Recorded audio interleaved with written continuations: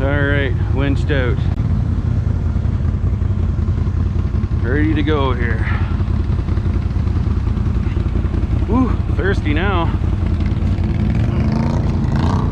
Oh, I need some fresh water. Oh, my radiator's not plugged. Alright guys, welcome back to the channel. What I got going on here today is plugged radiator problems. So I went ahead and ordered myself a Can-Am rad relocate kit. Ordered it from Life Outdoors. And we are going to put this thing on today.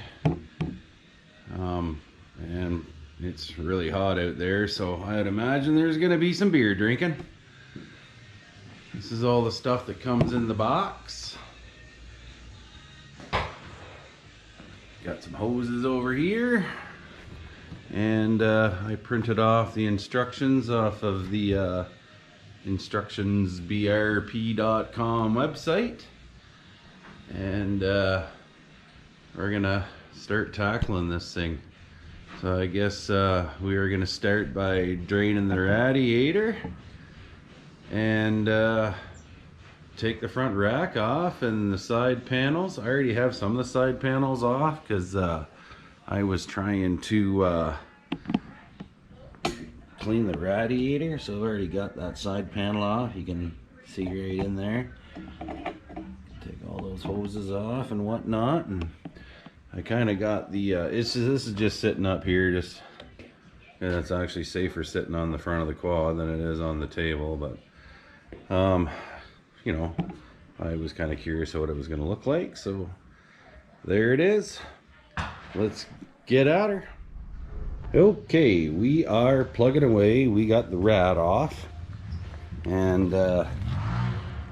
definitely still full of crap, even though I washed the living shit out of it. So if you guys have overheating issues and you think your rad is clean, you're wrong. It's not clean. So we got the rad out, or let me start over. We got the hood off, the rack off, and the bumper off, and now I am taking the reservoir out. So there's a bolt right there, and then there's one in behind your intake. If you can see my finger there, there's one down in there. It's pretty easy to get to. Now it's loose. Now I just got to get all those clamps off that are in there, and that should pull out, and then I do believe it is time for assembling. All the disassembly will be done, and now is a really good time to get in here and grease this thing, because convenient, I guess. I don't know, but yeah, you pop your fuse box off too, and that'll help you get in here and access all this good stuff here. So we are trucking right along. You gotta take these side plastics off too, because when we refill it, we'll have to bleed the heads. And yeah, it's a little time consuming. It is not difficult. The top rad bolts are a little bit of a pain in the butt, but we got them. Only a few swear words, and we got those. Everything else is pretty basic, you know, push pins, pull them out, yada yada yada. So all right, I'm really hoping I'm gonna get this thing all put back together tonight, but I don't know, because there's a bunch of people camping over here right now, and there's other four-wheelers running around, and I kind of want to go down to the river and play myself, but I can't with this thing, so I'm hoping to go tomorrow. So let's get her done. Okay, so I got this bad boy out. Easiest way to get at those clamps that are on this is pull this whole hose out, because it's not attached to anything on this end, because it attaches to your radiator.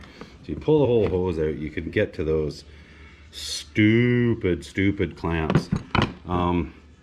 I kind of wish I just would have bought gear clamps, because I really hate those things. I don't have the proper tool to crush them, and I got the one crushed really good. The other one, not too sure, but it does look pretty darn tight on the hose, so I'm gonna go with it. And if it leaks, it's easy enough to get to. I can just pull this off and cut that off and put a gear clamp on it. So that's step one. I got the union in and join those two hoses together, biff this, and I'm gonna have to head to the instructions, I think, and see what my next step is. But whew, I'm gonna have another beer. I just took that thing, I ripped her out through the river there to cool off. I'm all wet, so now safety third here. I'm in the shop in my bare feet. That's always safe, especially with the amount of beer balls been busted in this place, but we will wrench on. Okay, so there's some brackets here you got to bolt to the plastic fan shroud. They come in the kit. They have their own welded on nuts. I did have one of the welds break, so thank you, Can-Am. You're wonderful. And figure out your hose orientation and feed it through the rack. And slip your bolts in there. So this is like so far really easy. I just got everything mocked up here right now, and just slowly getting her back together, taking our time. Okay, we got her mocked up. Guaranteed right. Tail light guarantee. So this is just kind of mocking her up here right now, just to make sure that if we do call her quits for the night, that not gonna be all day tomorrow. But that there goes there like that, and down there and through the hole that I cut, and then connects up here as soon as I cut that bend off. And we just got to put those frickin' rickin' stupid clamps on and fill her up and pray she don't leak. Bleed it. Oh yeah, bleed it. That's right. Okay, we're out here. It's the next day. I am hungover as hell, but working away at this. All the mock-up is done and taken back apart. Now I'm putting clamps on where clamps need to go, and got those little clips in there, and the spacer and the rubber grommets. But they sent me one rubber grommet that is not the right one, and these spacers here will not go in that rubber grommet. So I'm just going to attach it to the rad at the top two pieces here, and then these 4 points here, and by jeepers, that's got to be good enough. Like, that rad is in there. I don't think it's going anywhere. Like, kind of disappointing when they screw that up, but what can you do? So just move on, I guess. Not much else you can do. So yeah, I'm gonna put her together. Josh is still in bed. I don't know when he's gonna start rolling out of here, but it would be kind of nice to have a couple hands. I cut these holes. I did the measurements on the directions. I just cut them out with a Dremel tool, and yeah, I got a little carried away there, but that's all right. Not gonna see it anyway. So all I have left to do is I got to cut that one hose that's down there and take my bottom hose off right there and replace that with a new hose, and then start feeding everything in and hope all these holes line up. With a hope, a lot of hope. All right, so this is what it looks like behind the scenes on these. So there you are. That's what it looks like without the back cover on. Now I've run it a few times, so everything is topped right up. And I took a black Sharpie, and so you can see the lines better. And I got pretty much the perfect amount in there. That line is completely full now. It runs into the bottom. And then that clear line is your overflow. It runs down under there. So that's what you're gonna see when you pull your cover off. So when you first run it, you're gonna have to run it through a couple of fan cycles and take it for a rip, and it'll work the air out. Shut it off, cool it down, top it up, run it again, shut it down. Just keep topping it up until it doesn't need topped up anymore. Then you're good to go. I can throw that cover back on and just check it every now and then. And everything should be good. I washed the heck out of this this radiator, and I'm still getting sand out the bottom. So yeah, my suggestion to you, if you have overheat problems, is pull your rod, wash it again, wash it until you think it's clean, and then wash it about 5 more times. And you might be close.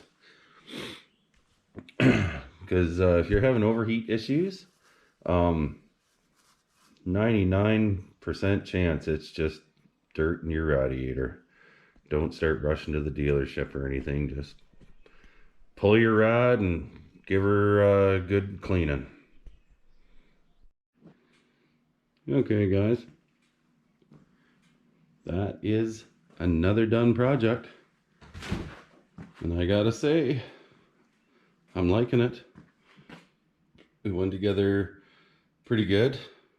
It's fairly easy install. There's of course a lot of fumbling with some hard to reach bolts, and you know, when you drop nuts, these Can-Ams, they never give them back, so a lot of time spent looking for drop nuts and whatnot. But I did have some family camping over that weekend, so there was a party going on down the river, and I was up here with my son, and we kind of tinkered away with this project.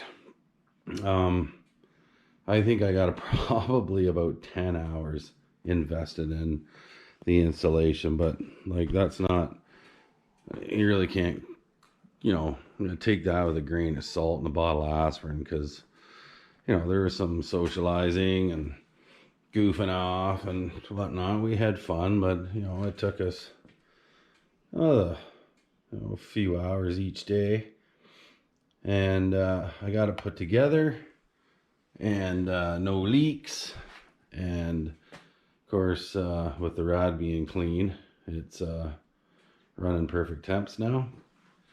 But yeah, it's working mint, and I'm happy. And if you're thinking about doing one of these, I wouldn't be too scared to do it. Just, you know, you have to take your time. There's half decent instructions on the BRP website.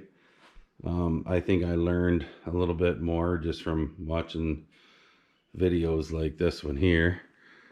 If you watch enough videos, you get the whole story, because not everybody remembers to film everything, right? And especially when you're in a hurry, filming takes a lot of time. But subscribe to my channel if you're not a subscriber. You can see just about every modification I did to this four-wheeler on my YouTube channel. So check that little box there down in the corner, and subscribe to my channel, and click like. That really helps out the video, and say hello in the comments. But I think that'll wrap it up for this video anyway. Don't be scared to do this. It's not that hard to do. You just, like I said, take your time, lay everything out, mock it up, know what you're doing before you dedicate any bolts to tightening. So all right guys, thanks for coming back to the channel, and I will be seeing you guys soon.